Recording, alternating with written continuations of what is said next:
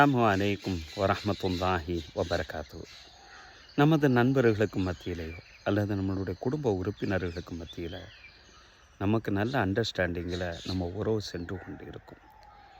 இந்த நேரத்தில் தான் நமக்கு தெரிந்த நபரே யாரோ ஒரு நபர் அந்த குடும்ப உறுப்பினர்களை பற்றியோ அல்லது நண்பர்களை பற்றியோ ஒரு செய்தியை சொல்லியிருப்பாங்க.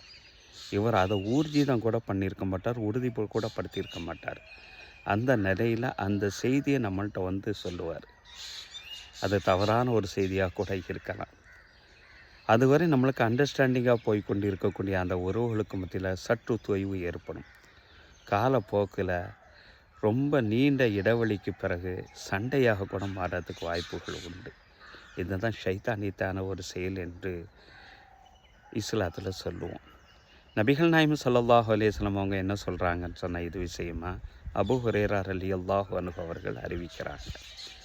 சஹீஹ் முஸ்லிமில் இந்த ஹதீஸு பதிவு செய்யப்பட்டது. கஃபா பில் மரீம் கதிபன், ஒரு மனிதன் பொய்யன் என்பதற்கு இதுவே போதுமான ஒரு விஷயந்தான். என்ன தெரியுமா?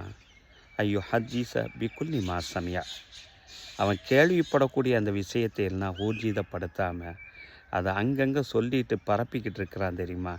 இந்த ஒரு விஷயமே போதும், அவன் பொய்யன் என்பதற்கு போதுமான சான்று என்றார்கள் நபிகள் நாயகம் ஸல்லல்லாஹு அலைஹி வஸல்லம்.